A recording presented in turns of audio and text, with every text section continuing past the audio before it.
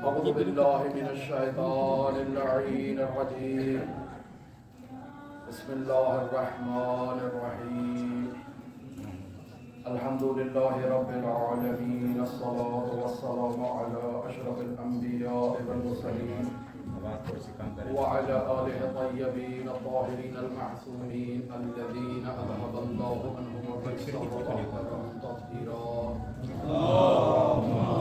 صل على محمد وآل محمد.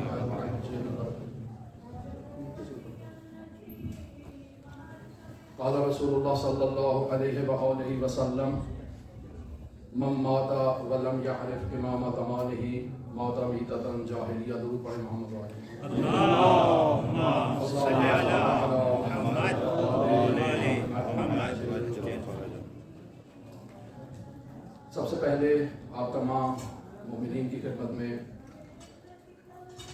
آج کی یہ بابرکت شب اور اس شب میں جس عظیم ہستی کی ولادت ہے یہ آپ کی خدمت میں تبریک و تہنیت پیش کرتا ہوں.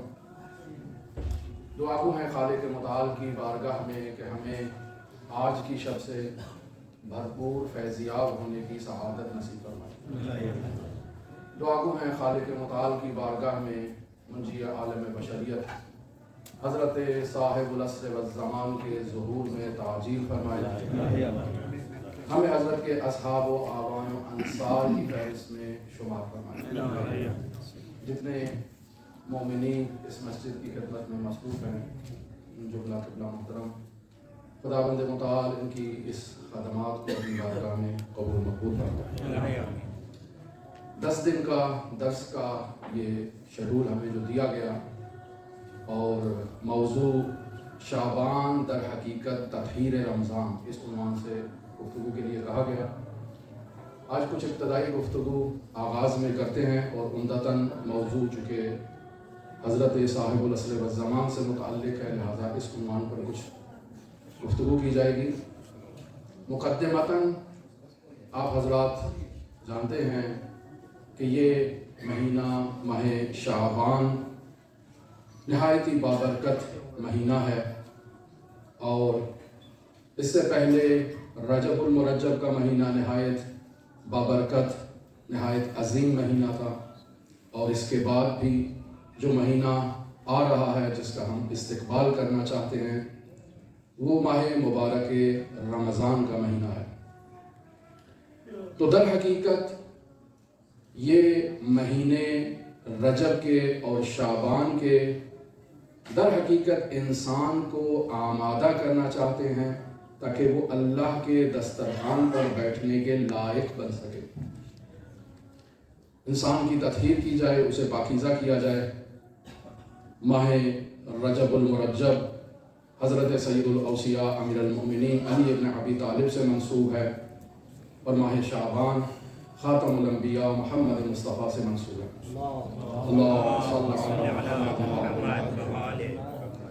لہذا انسان ان مہینوں میں خود کو تیار کرتا ہے اللہ کے مہینے میں داخل ہونے کے لیے. خود کی تطہیر کرتا ہے، خود کو پاکیزہ کرتا ہے. لہذا ماہ رجب المرجب میں روزے مستحب ہیں، ماہ شعبان میں روزے مستحب ہیں. ماہ رجب المرجب میں استغفار کی بہت زیادہ فضیلت ہے اور ماہ شعبان میں صلوات کی اور درود شریف کی بہت زیادہ فضیلت ہے. یہ در واقع اعمال جو اس مہینے میں اور پچھلے مہینے میں ہم انجام دے رہے ہیں یہ سب اعمال کسی نہ کسی انداز میں انسان کو پاکیزہ کرتے ہیں. انسان ان اعمال کو انجام دینے کے بعد اپنی اس پاکیزگی کی حفاظت کرے، یہ انسان کی ذمہ داری ہے. وگرنہ جو اعمال بیان کیے جاتے ہیں مثلا اس ماہ شعبان میں کثرت سے صلوات پڑھنا، صدقہ دینا، حتیٰ ایک آدھی کھجور بھی اگر دے دی جائے تو اللہ کی بارگاہ میں مقبول واقعہ ہوتی ہے. روزے رکھنا اور جناب خاتم الانبیاء نے اعلان فرمایا کہ جب ماہ شعبان کا چاند دکھائی دیا تو اس جارچی سے کہا کہ جاؤ شہر مدینہ میں اعلان کر دو کہ یہ میرا مہینہ ہے اور اس مہینے میں میری مدد کی جائے اور روزے رکھے جائیں۔ حضرت سید الاوصیاء فرماتے ہیں کہ جب سے میں نے وہ اعلان سنا ہے اس کے بعد میں نے کوئی روزہ ماہ رجب شعبان کا ترک نہیں کیا۔ یہ اس قدر اہمیت کا حامل ہے کہ انسان اگر اللہ کی بارگاہ میں داخل ہونا چاہتا ہے اور انسان نے اللہ کی بارگاہ میں اس دسترخوان پر بیٹھنا ہے جو فیض الہی کا دسترخوان ہے، تو انسان کو تیار ہونا چاہیے، اور تیار ہونے کے یہی مقدمات ہیں جو بیان کیے گئے ہیں اعمال میں۔ اور شعبان کو ایک یہ خاصیت بھی حاصل ہے کہ اس مہینے میں حضرات اہل بیت علیہ السلام کی میلاد اور خوشیوں کا مہینہ ہے۔ در حقیقت اس مہینے میں کربلا کا انتظام ہوا ہے۔ حضرت سید الشہداء کی آمد، حضرت ابو الفضل العباس کی آمد، حضرت علی ابن الحسین کی آمد، اور منتقم کربلا حضرت حجت ابن الحسن العسکری کی آمد۔ تمام انتظام اس ماہ شعبان میں ہو گیا، اور یہ مہینہ اس وجہ سے بھی اہمیت کا حامل ہے کہ انسان کو ان ہستیوں کے ساتھ ایک نسبت حاصل ہو جائے، ایک رابطہ قائم ہو جائے، تاکہ انسان اس رابطے کے طفیل خود کو نورانی کر سکے، خود کو پاکیزہ کر سکے۔ لہذا جس حدیث کو سرنامہ کلام قرار دیا، حضرت خاتم الانبیاء کی نہایت ہی مشہور و معروف حدیث من مات ولم یعرف امام زمانہ مات میتۃ جاہلیہ، کہ جو شخص اس دنیا سے رخصت ہو جائے، مر جائے، لیکن اپنے وقت کے امام کو نہ پہچانتا ہو، تو وہ جہالت کی موت مرا ہے۔ نہایت ہی عظیم حدیث اور عظیم پیغام کو اپنے اندر لیے ہوئے ہے کہ ہر انسان کو امام وقت کی معرفت حاصل کرنا ہے، امام وقت کو پہچاننا ہے، اور آج ہم اسی امام وقت کی بارگاہ میں ہیں جس کے میلاد کی شب ہے، اور اس میلاد کی شب احیاء کر کے اس ہستی سے توسل کرنا چاہتے ہیں اور اس کا استقبال کرنا چاہتے ہیں۔ مرحوم علامہ عبد الحسین امینی رحمۃ اللہ علیہ صاحب کتاب الغدیر، ایک نہایت ہی مشہور کتاب کہ علامہ عبد الحسین امینی نے حضرت امیر المؤمنین کے دفاع میں اور غدیر کے اوپر ایک نہایت ہی بے نظیر کتاب لکھی، اور جیسے ہی یہ کتاب پبلش ہوئی بین الاقوامی شہرت کی حامل ہو گئی۔ جہاں جہاں اس کتاب کی شہرت پہنچی، لوگ اس کتاب کے گرویدہ ہو گئے، اور اس کتاب کے طفیل اس کتاب کے مصنف کے گرویدہ ہو گئے، اور اس کی معرفت رکھنے لگے، اس سے رابطہ رکھنے لگے، اور فیض حاصل کرنے لگے۔ علامہ عبد الحسین امینی مکہ جاتے ہیں، کسی تحقیقی کام میں مصروف ہوتے ہیں، تو ایک میزبان آتا ہے، دعوت دیتا ہے، اہل سنت سے تعلق رکھتا ہے، اور علامہ امینی کو دعوت دینے کا مقصد یہ ہے کہ وہ تشریف لائیں، ہمارے علماء اہل سنت سے ملاقات ہوگی، دسترخوان بچھایا جائے گا، کھانا کھایا جائے گا۔ علامہ انکار کر دیتے ہیں، اصرار بڑھتا ہے، تو ایک شرط پہ دعوت کو قبول کرتے ہیں کہ میں ایک شرط پر دعوت قبول کر رہا ہوں کہ کوئی سوال نہیں ہوگا، کوئی بحث نہیں ہوگی، کوئی مناظرہ نہیں ہوگا۔ میزبان بھی قبول کر لیتا ہے، دعوت کا وقت آ جاتا ہے، دسترخوان بچھایا جاتا ہے، تمام حفاظ حدیث اہل تسنن کے 80 حفاظ اس دسترخوان پر موجود ہیں، اور سب علامہ امینی کو ٹیڑھی ٹیڑھی نگاہوں سے دیکھ رہے ہیں کہ یہ وہی شخص ہے جس نے الغدیر لکھی ہے اور امیر المؤمنین کی خلافت بلا فصل کو ثابت کیا ہے۔ خوب کھانا کھا لیا جاتا ہے، اور اختتام کے مراحل پر دعوت پہنچ جاتی ہے کہ ایک شخص سوال کرتا ہے۔ علامہ امینی انکار کرتے ہیں کہ ہمارا وعدہ تھا کہ ہم کوئی علمی بحث نہیں کریں گے، کوئی مناظرہ نہیں کریں گے، کوئی سوال جواب نہیں ہوگا۔ لیکن جب اصرار بڑھتا ہے تو علامہ امینی کہتے ہیں کہ چونکہ اس مجلس میں 80 حفاظ حدیث موجود ہیں، تو کیا بہتر ہے کہ ہر حافظ ایک حدیث کا تذکرہ کرے، اور ہم اس محفل کو جناب خاتم الانبیاء کی احادیث سے نورانی کر لیں، یہ سب سے بہتر ہے۔ تمام حفاظ احادیث کو بیان کرنا شروع کرتے ہیں۔ جب علامہ امینی کی باری آتی ہے تو وہ اسی حدیث کا سہارا لیتے ہیں کہ من مات ولم یعرف امام زمانہ مات میتۃ जाहिलिया।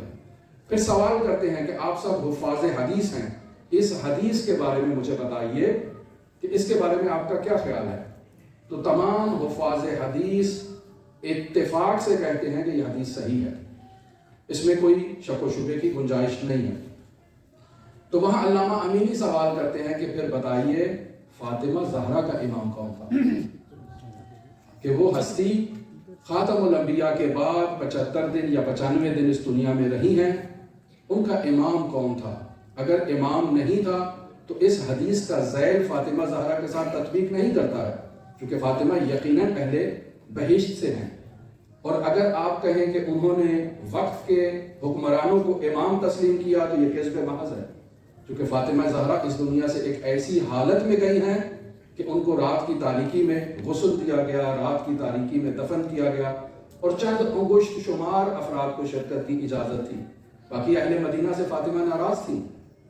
तो अब आप बताइए कि इमाम फातिमा कौन था। तो तमाम हुफ़ाज़ हदीस ने सर झुका लिए कि हम इस सवाल का जवाब नहीं दे सकते। तो अल्लामा अमीनी ने कहा कि फातिमा का इमाम अली इब्न अबी तालिब था।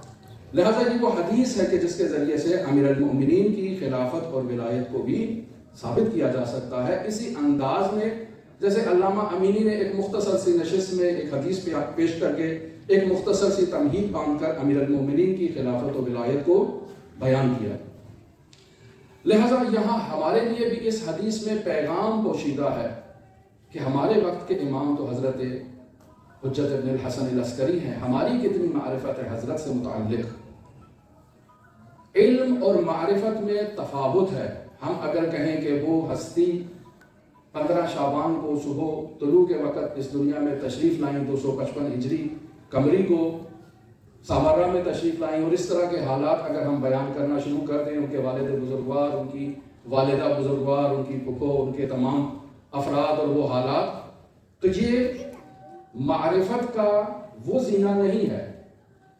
ये एक उनकी शख्सी हम मालूमात बयान कर रहे हैं कि जो आप कहें कि ऐसी मालूमात हैं कि जो किताबों में तहरीर हैं, और उनके बाज़ ऐसी चीज़ें हैं कि जो आजकल के दौर में जैसे शनाख्ती कार्ड होता है उस पर लिखी जाने वाली तहरीरें हैं। मारिफत इससे बढ़कर है। तो क्या हमें वो मारिफत इमाम हासिल है, या वो मारिफत इमाम उसके बारे में हम हज़रत से दूर हैं। गफलत का कलिमा इस्तेमाल करना बेअदबी होगी।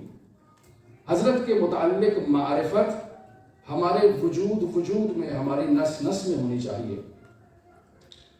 यहाँ बयान करता चलूँ आयतुल्लाह शेख सैयद अब्दुल करीम रज़वी कश्मीरी से मुताल्लिक़ कि उन्हें मालूम हुआ हिंदुस्तान में एक मुर्ताज़ है, जो शख्स भी उसके पास जाता है उसको कुछ बताता है किसी भी शख्स के नाम के मुताल्लिक़, उसकी वालिदा के नाम के मुताल्लिक़, तो वो उस शख्स का पता बता देता है। तो आयतुल्लाह जाते हैं, उस मुर्ताज़ से मुलाकात करते हैं, उसका इम्तहान लेने के लिए मरहूम आयतुल्लाह बरुजर्दी का नाम और उनकी वालिदा का नाम बताते हैं। तो वो मुर्ताज़ कहता है ये शख्स कुम में मौजूद है। फिर मुफस्सिर कुरान अल्लामा मोहम्मद हुसैन तबातबाई के बारे में सवाल करते हैं, कहता है ये भी कुम में मौजूद है। अब वो सवाल करते हैं कि बताओ महदी इब्न फातिमा कहाँ है। तो वो कहता है इस नाम का कोई आदमी मैं नहीं जानता हूँ। अच्छा, फिर अल्लामा अपने सवाल को तब्दील करते हैं और हज़रत का नाम लेते हैं और हज़रत की वालिदा का नाम लेते हैं और कहते हैं बताओ वो कहाँ है। तो वो मुर्ताज़ परेशान हो जाता है और कहता है ऐसा मुमकिन नहीं है, ऐसा मुमकिन नहीं है। कहा क्यों, क्या मसला है। कहा इस शख्स को मैं इस कायनात के ज़र्रे ज़र्रे में देख रहा हूँ, ये कौन सी हस्ती है। तो क्या हम हज़रत इमाम ज़मा की वो मारिफत नूरानिया रखते हैं और हज़रत इमाम ज़मा को उस अंदाज में याद करते हैं कि जिसके तुफ़ैल हमारी ज़िंदगी और हमारी हयात का दारो मदार है। क्योंकि जुमे के दिन जब हम हज़रत की ज़ियारत पढ़ते हैं और उस ज़ियारत में हज़रत को आइनुल हयात कहकर मुखातब करते हैं, अस्सलामु अलैका या आइनुल हयात, है वो हस्ती जो ज़िंदगी का चश्मा है, आइन हयात, कि जिसके तुफ़ैल ज़िंदगी का दारो मदार है, ज़िंदगी का क़ैवाम है, आलम हस्ती को, आलम इम्कान को हयात हज़रत मुंजी आलम बशरियत की तुफ़ैल है। कि अगर हुज्जत इब्न हसन अल-अस्करी की ذات ایک لمحے کے لیے بھی اس عالم امکان سے اٹھا لی جائے تو یہ زمین اپنے اہل کے ساتھ اپنے اہل کو اپنے اندر کھینچ لے، نظام کائنات درہم برہم ہو جائے، تو حضرت امام زمان کی یہ معرفت نورانیہ ہم میں سے ہر شخص کے لیے ایسے انداز میں ہونی چاہیے کہ ہم میں سے ہر شخص اپنے تمام لمحات میں امام زمان کو یاد کرے، سوتے اٹھتے بیٹھتے جاگتے کھاتے پیتے اپنے عزیز و اقارب کے ساتھ ملاقات کرتے ہمیں امام زمان کی ایک ایسی معرفت نورانیہ ہو۔ بس ہمارا وظیفہ امام زمان اجل اللہ تعالی فرجہ شریف سے متعلق سب سے پہلا وظیفہ امام کی معرفت نورانیہ رکھنا ہے، اس عین الحیات کو سمجھنا ہے کہ وہ ہستی جس پر حیات کا دار و مدار ہے، عالم امکان کا دار و مدار ہے۔ لہذا یہاں اس عین الحیات سے متعلق جو ہے وہ اگر ایک جہت سے دیکھا جائے، دو جہات سے اگر اس کو مختلف انداز میں دیکھا جائے کہ خداوند متعال کے بارے میں وَكَانَ عَرْشُهُ عَلَى الْمَاءِ، خداوند متعال کا عرش پانی پر ہے، اور خداوند متعال کے اس عرش کے 4 ستون ہیں، اور انہی 4 ستون میں سے ایک ستون کے نیچے سے آب حیات جاری ہے، اور فرشتے کاسہ گدائی لے کر اس آب حیات سے استفادہ کر رہے ہیں، اور اسی آب حیات کے طفیل اس کائنات کو حیات ملی ہے۔ اگر اس انداز میں اس عین الحیات کی تشریح کی جائے تو یہاں عین الحیات وہ خداوند متعال کے عرش سے جاری چشمے سے عین الحیات ہے۔ تو کیا وجہ ہے اور کیا علت ہے اور کیا حکمت ہے اور کیا سبب ہے کہ اس عین الحیات سے اس عالم امکان کو حیات ملی ہے اور کس انداز میں ملی ہے؟ تو یہاں علماء کہتے ہیں کہ خداوند متعال کا اسم ہے اسم مبارک حی، اور اس اسم مبارک حی سے اس کائنات کو اور عالم امکان کو حیات مل رہی ہے، اور پھر جو ہستی، جو شخصیت، جو انسان، جو بشر اس اسم مبارک حی سے رابطہ قائم کر لے اور اس اسم مبارک حی میں اپنا اتصال اور اپنا ایک ایسا مضبوط رابطہ قائم کر لے تو اس ہستی نے گویا کہ اس اسم مبارک حی سے آب حیات نوش کر لیا ہو اور پی لیا ہو۔ لہذا جو شخص اس آب حیات سے پی لیتا ہے اسے موت نہیں آتی ہے، وہ فنا نہیں ہوتا، لیکن یہاں موت سے مراد اس جسم کی موت نہیں ہے، وہ حقیقت نور میں تبدیل ہو جاتی ہے، وہ اس اسم مبارک حی کی حیات کے ساتھ حی رہتی ہے، اسے پھر موت نہیں آتی ہے، یہاں جسم کی موت کی بات نہیں ہے۔ لہذا انسان اس چشمے سے سیراب ہو سکتا ہے، لیکن اس کے لیے شرط یہ ہے کہ انسان ایسی ہستی کو تلاش کرے کہ جو اس آب حیات کو تقسیم کرنے والی ہو اور اس آب حیات سے خود بھی فیضیاب ہو اور دوسروں کو بھی فیضیاب کرنے کی صلاحیت رکھتی ہو، اور وہ ہستی حضرت صاحب العصر والزمان کی ذات ہے۔ درود پڑھیں محمد اللہم صلی علی محمد وآل محمد۔ بس علماء کہتے ہیں کہ انسان کامل اس آب حیات سے فیضیاب ہو سکتا ہے اور دوسری بشریت کو بھی اس آب حیات سے فیضیاب کر سکتا ہے، بشرطے کہ انسان اپنے ظرف میں وہ صلاحیت ایجاد کرے اور انہی مہینوں کے طفیل خود کو پاکیزہ کر لے، امام سے متمسک ہو جائے، امام سے رابطہ قائم کر لے، اور اسی رابطے کے نتیجے میں انسان پاکیزہ ہو سکتا ہے، انسان طہارت حاصل کر سکتا ہے، انسان نور ہو سکتا ہے، چونکہ جب نور کے ساتھ انسان کا رابطہ قائم ہوگا تو وہ نور انسان کو نورانی کر دے گا۔ یہ نور کی خصوصیت ہے کہ وہ الظاہر بذات و مظہر لغیرہ، دوسرے کو بھی ظاہر کر دیتا ہے، اسے بھی اظہار دیتا ہے، اس کے وجود کو بھی منور کر دیتا ہے۔ لہذا انسان اس آب حیات سے سیراب ہونے کے لیے خود کو حضرت بقیت اللہ کی بارگاہ میں پیش کرے۔ درود پڑھے محمد وآل محمد، اللہم صلی علی محمد وآل محمد۔ اعمال کی شبہ کہیں میں آپ کو سلا تو نہیں رہا، معذرت چاہتا ہوں کیونکہ ہمارا انداز ایسے ہے، کہ بیداری کی جگہ پر نیند کی وہ جو کیفیت ہے وہ طاری نہ ہو جائے. درود پڑھیں محمد والے محمد. اللہم صل علی محمد وآل محمد. انسان کو نعمت کی قدر اس وقت ہوتی ہے جب انسان اس نعمت سے محروم ہو جاتا ہے. النعمتان مجہولتان الصحت والامان. دو نعمتیں انسان کو اس وقت ان کی قدر ہوتی ہے جب انسان سے لے لی جاتی ہیں. تندرستی ہے، اور تندرستی ہزار نعمت ہے. جب انسان بیمار ہوتا ہے تو قدر کو جانتا ہے. اور اسی طرح سے امنیت اور آسائش بھی ایسی نعمت ہے کہ جب انسان سے رخصت ہوتی ہے تو انسان کو اس کی قدر و قیمت کا احساس ہوتا ہے. اسی طرح مچھلی پانی کے اندر ہے، اس کو پانی کی قدر و قیمت کا احساس نہیں ہے. جیسے ہی پانی سے باہر نکلے گی تو پڑپڑائے گی، اس کو اس کی قدر و قیمت کا احساس ہوگا. ہم اس دنیا میں موجود ہیں، سانس لیتے ہیں. جیسے ہی آکسیجن کی کمی ہوگی، ہمارے سانس میں دشواری ہوگی، ہمیں سانس لینے میں مشکل کا سامنا کرنا پڑے گا، ہمیں آکسیجن کی قدر و قیمت کا احساس ہوگا. تو حضرت منجی عالم بشریت جو ہمارے لیے عین الحیات ہیں، جن کے وجود بابرکت سے حیات کا ایک سلسلہ جاری ہے، انسان اس سے غافل ہو تو یہ انسان در واقع خواب غفلت میں مبتلا ہے. اس کو بیدار ہونے کی ضرورت ہے. یہ انسان متوجہ ہو اور اس ہستی کی طرف متوجہ ہو کہ جس ہستی نے اس عالم امکان کو، اپنے نظام کو، اس آسمان کو، اس زمین کو قائم و دائم رکھا ہے. چونکہ وہ حجت الہی ہے، وہ اس زمین کا وہ ستون ہے کہ اگر اسے نکال دیا جائے، حذف کر دیا جائے، اس زمین کا نظام درہم برہم ہو جائے گا.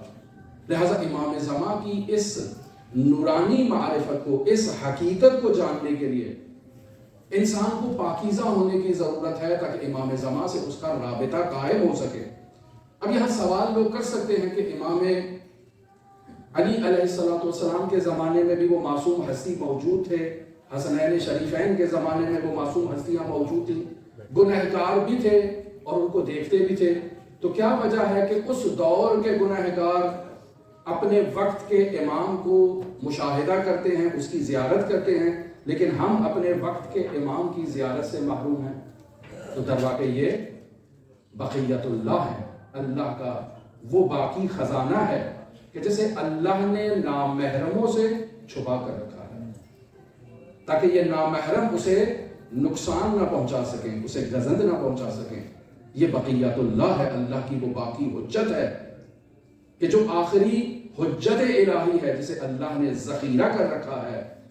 لیکن یہاں اس نقطے کی طرف بھی توجہ ضروری ہے کہ اس بقیت اللہ کو جو نامحرموں سے چھپا رکھا ہے، تو یہ نامحرم کی آنکھیں اسے نہیں دیکھ سکتی، وگرنہ اگر وہ اسے محسوس کرنا چاہے تو وہ اس کائنات کے ذرے ذرے میں اس ہستی کو محسوس کر سکتا ہے. جیسے اس ہندو کی مثال دی گئی، آیت اللہ عبد الکریم رضوی کشمیری اس کے پاس گئے، اس سے سوال کیا تو اس نے کہا یہ ہستی تو عالم امکان کے ذرے ذرے میں مجھے دکھائی دے رہی ہے، آپ نے کس ہستی کا نام لے لیا ہے؟ وہ تو پہچانتا نہیں تھا اس ہستی کو، لیکن اس حقیقت کو اپنی ریاضت کے طفیل پہچان گیا کہ ایک ایسی ہستی کا ذکر ہو رہا ہے کہ جو عین الحیات ہے، جو کائنات کے ہر ذرے میں موجود ہے، جس کی نورانیت کے طفیل یہ کائنات اور یہ نظام موجود ہے. تو اس ہستی کو خداوند متعال نے نامحرموں سے چھپا رکھا ہے، اور یہ محرم افراد کی نگاہوں کو پہچانتا ہے اور محرم افراد کی نگاہیں اسے پہچانتی ہیں. مرحوم آیت اللہ بہجت رحمت اللہ علیہ سے یہ نقل تھا ان کی سوانح عمری میں، فرماتے ہیں میں اس آنکھ کو پہچانتا ہوں جسے مہدی کی زیارت نصیب ہوئی ہو. تو یعنی انسان اس ہستی کی زیارت سے فیضیاب ہو سکتا ہے بشرطے کہ انسان پاکیزہ ہو، بشرطے کہ انسان خود کو محرم بنائے اور اس نامحرموں کی فہرست سے باہر نکل آئے.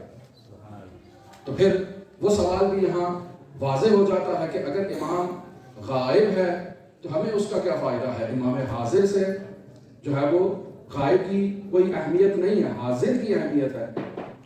تو پھر یہاں امام حاضر ہے، غائب نہیں ہے. آیت اللہ جوادی عملی زیدہ عزہ العالی فرماتے ہیں کہ ہم صرف ان کے بعد غیبت کو مشاہدہ کر رہے ہیں، بعد حضور کو مشاہدہ نہیں کر رہے. ان دونوں میں تفاوت ہے.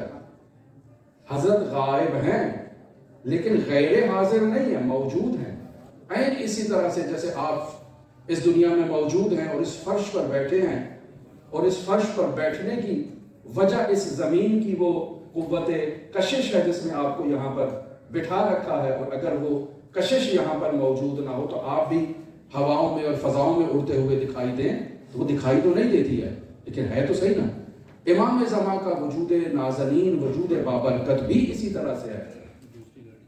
ہم اس کے حضور کو اسی طرح سے محسوس کریں کہ وہ ہستی موجود ہے اور اس کا انتظار کیا جائے، خود کو اس ہستی کے ساتھ ملایا جائے، ربط قائم کیا جائے، خود کو منتظر بنایا جائے. منتظر جو ہے وہ انسان اس منتظر کا انتظار کرنے والا منتظر بنے گا تو اس کا انتظار کر پائے گا.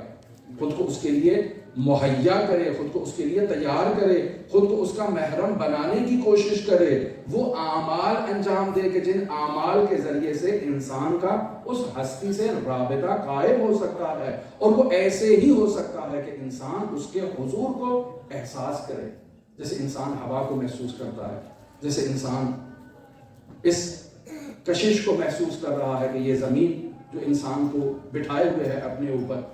اسی طرح سے انسان اس عالم کے ذرے ذرے میں حضرت صاحب العصر والزمان کو تلاش کرنے کی کوشش کرے. اگر انسان اس نتیجے پر پہنچ جائے تو وہ حدیث انسان کے سامنے ظاہر ہو جاتی ہے کہ لولا الحجت لساخت الارض باہلھا، کہ اگر حجت نہ ہو تو یہ زمین اپنے اہل کو اپنے اندر جو ہے وہ سمو لے. بس وہ ہستی ہے اور اس ہستی سے ہمیں رابطہ قائم کرنا ہے، اس کے حضور کو درک کرنا ہے اور اس کے حضور سے ہمیں فیضیاب ہونا ہے. بیوم نے ہی روز قلبرا کہ اسی کے وجود بابرکت سے رزق مل رہا ہے اور اسی کے وجود بابرکت سے یہ زمین و آسمان کا نظام قائم ہے. لہذا انسان کو اس ہستی سے ایک خاص عقیدت، ایک خاص انس اور ایک خاص رابطہ قائم کرنے کے لیے انسان کو اس ہستی کے ساتھ خود کو ملانے کے لیے نور اختیار کرنا ہے، نورانی ہونا ہے. اور نورانی ہونے کے لیے یہی اعمال جو آج رات آپ انجام دے رہے ہیں، یہ جو ماہ رجب میں انجام دے چکے ہیں، یہ انسان کو نورانی کر دیتے ہیں. انسان ایک صلوات پڑھتا ہے، اس ایک صلوات کے طفیل انسان کے وجود میں نور آ جاتا ہے. انسان صدقہ دیتا ہے، صدقہ دینے کے طفیل انسان کے وجود میں نور آ جاتا ہے. انسان دعا کرتا ہے حضرت صاحب العصر والزمان کے لیے، اس دعا کے طفیل انسان کے وجود میں نور آ جاتا ہے، بشرطے کہ انسان نورانی ہونے کے بعد اس نور کو ضائع نہ کرے، اس نور کی حفاظت کرے. ہم اس نور کو حاصل کر لیتے ہیں، نورانی ہو جاتے ہیں، لیکن اس نور کو اپنے اعمال سے ضائع کر دیتے ہیں، جس کے نتیجے میں ہمارا رابطہ قائم نہیں ہو پاتا. بس تقصیر اور غلطی اور کوتاہی ہماری طرف سے ہے. اس ہستی کی طرف سے فیض پہنچانے میں کوئی کوتاہی نہیں ہے، کوئی کمی نہیں ہے، کوئی نقص نہیں ہے. نقص ہماری طرف سے ہے، ہماری طرف سے کوتاہی ہے، ہماری طرف سے رابطہ قائم ہونے میں کمزوری ہے. لہذا حضرت امام زمان اجل اللہ تعالیٰ فرجہ الشریف شریف سے رابطہ اس قدر ضروری ہے، اس قدر ضروری ہے ان کے حضور کو درک کرنا کہ دو ہستیوں کی جانب سے یہ جملہ نقل ہوتا ہے حضرت امام حسین اور حضرت امام جعفر صادق علیہ السلام کی جانب سے کہ اللہم صل علی محمد و آل محمد وعجل فرجہ لو ادرکتہ لخدمتہ ایام حیاتی، کہ اگر میں ان کو درک کر لیتا تو تمام زندگی ان کی خدمت کرتا. بس وہ کون سی ہستی ہے کہ حسین ابن علی ان کی خدمت کرنے کے لیے، ان کی نوکری کرنے کے لیے حاضر ہیں؟ وہ کون سی ہستی ہے کہ رئیس مذہب امام جعفر صادق ان کی خدمت کرنے کے لیے، ان کی نوکری کرنے کے لیے حاضر ہیں؟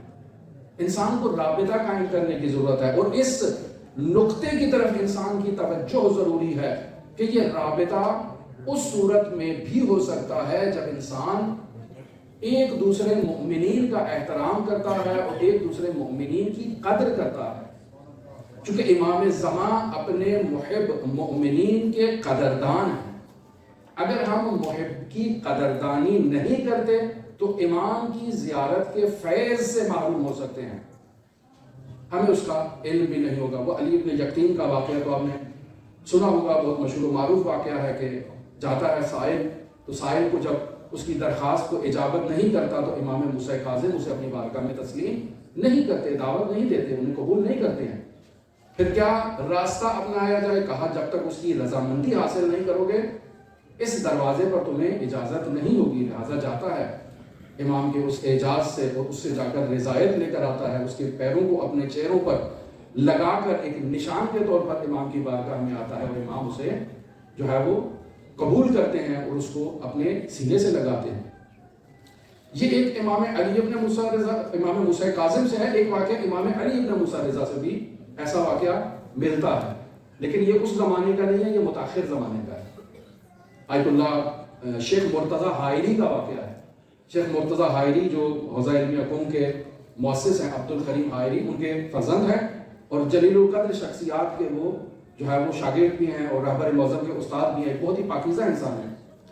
یہ اپنی زندگی میں 70 مرتبہ امام رضا کی زیارت کے لیے گئے ہیں، اور انتقال کے بعد امام رضا بھی 70 مرتبہ ان کی ملاقات کے لیے اس کی قبر میں گئے۔ شب اول قبر عالم رؤیا میں ایک شخص نے انہیں ملاقات کی اور ان کے حالات پوچھے تو کہا امام رضا ابھی تشریف لائے تھے اور کہا تھا آج پہلی رات ہے، مزید باقی راتیں میں تمہارے پاس آؤں گا کیونکہ تم میرے پاس 70 مرتبہ آئے ہو۔ اور یہ شیخ مرتضیٰ حائری، شیخ حسن علی نخودقی اصفہانی کی زندگی کے ایام میں، آخری ایام میں یہ دونوں ایک ساتھ معاصر رہے ہیں، اور شیخ مرتضیٰ حائری جب انہیں فرصت ملتی تھی یہ امام رضا کی زیارت کے لیے مشہد الرضا پہنچ جایا کرتے تھے۔ ایک اسی طرح کی صبح تھی، زیارت کے لیے پہنچتے ہیں، ایک مومن آتا ہے ملاقات کے لیے، چونکہ مرجع وقت ہیں اور ایک خاص حالت ہے، ایک خاص کیفیت ہے، خاص عشق ہے، امام کی بارگاہ میں پہنچنا چاہتے ہیں، اس کو اہمیت نہیں دیتے۔ اب نزدیک ہونا چاہتے ہیں کہ آگے سے شیخ آ جاتے ہیں اور کہتے ہیں کہ امام نے کہا ہے کہ میرے پاس آنے کی اجازت نہیں ہے، واپس چلے جاؤ۔ بہت سوچتے ہیں کہ کیا وجہ ہے، کیا وجہ ہے، کیا وجہ ہے۔ ذہن میں علی ابن یقطین کا واقعہ آ جاتا ہے، کہتا ہے وہ شخص کہاں گیا؟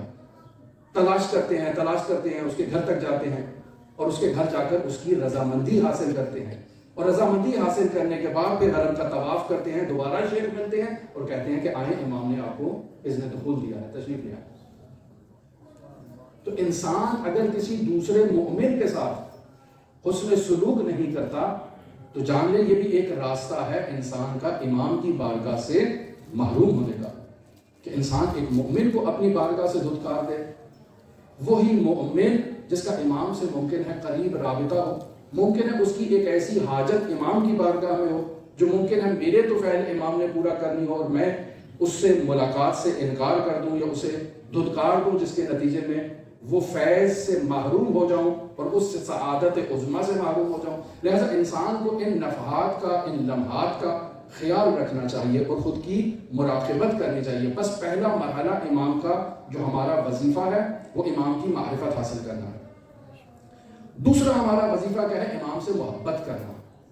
امام سے محبت کرنے کا ایک انداز اظہار ہے۔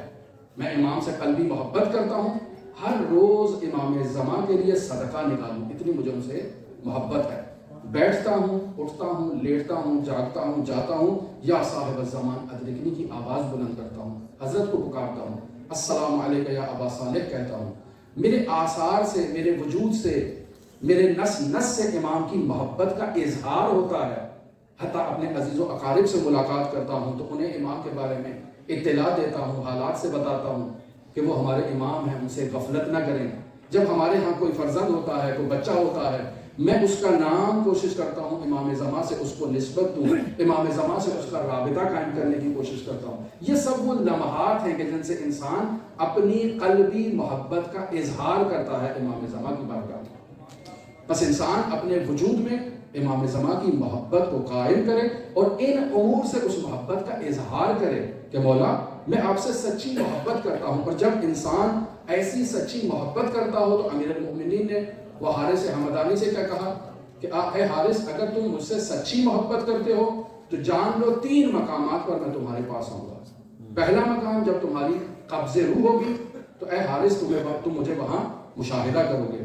دوسرا مقام جب تمہیں پل صراط سے عبور دیا جائے گا تو اے حارث میں وہاں پر بھی موجود ہوں گا، اور جب تمہیں حوض کوثر پر لایا جائے گا تو حارث تم مجھے وہاں پر بھی مشاہدہ کرو گے. تو بس انسان اگر اپنے وجود میں خلوص کا اظہار کرتا ہے، سچی محبت کا اظہار کرتا ہے، تو پھر امیر المؤمنین تو کیا، حضرت حجت بن الحسن العسکری بھی اس کے ساتھ اسی طرح سے پیش آئیں گے. اس کی زندگی میں وہ لمحات جو کٹھن لمحات ہیں، جو آزمائش کے لمحات ہیں، جو مشکل لمحات ہیں، جس میں انسان امام کو یاد کرتا ہے تو امام اس کو لبیک کہتے ہیں. وہ حدیث قدسی تو آپ نے سنی ہوگی کہ خداوند متعال انسان سے کہتا ہے، اے بندے تو میرے پاس ایک قدم بڑھاتا ہے، میں ہرولہ کر کے تیری طرف آتا ہوں، تیزی سے تیری طرف آتا ہوں. انسان ایک قدم بڑھاتا ہے، وہاں سے تیزی سے خداوند متعال سرعت کے ساتھ اس بندے کی حاجت روائی کرتا ہے اور اس کی طرف متوجہ ہے کہ اس بندے نے مجھے یاد کیا ہے اپنے دل سے. اور آخری ہمارا وظیفہ امام علیہ السلام سے متعلق ہمارا امام سے توسل کرنا ہے، ہمارا امام سے مناجات کرنا ہے. اور مناجات اور توسل کرنے کا طریقہ یہی دعائیں ہیں جو کتابوں میں بیان کی گئی ہیں. مفاتیح الجنان میں صبح دعائے احد الحمدللہ اس مسجد میں روزانہ پڑھی جاتی ہے. یہ حضرت سے رابطے کا ایک ذریعہ ہے.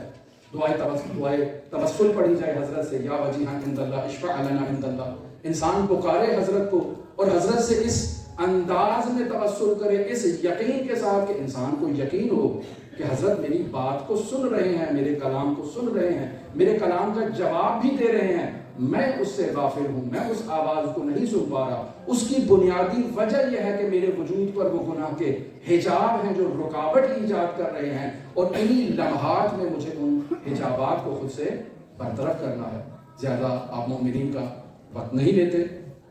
دعا گو ہے خالق متعال کی بارگاہ میں کہ ہمیں آج کی اس بابرکت شب کے صدقے، امام زماں کے اس میلاد کے صدقے حضرت کی معرفت نورانیہ عطا فرمائے.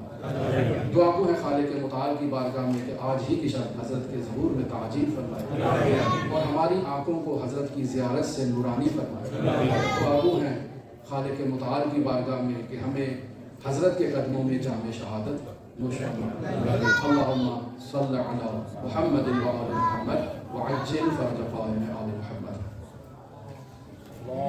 اللہم صلی علی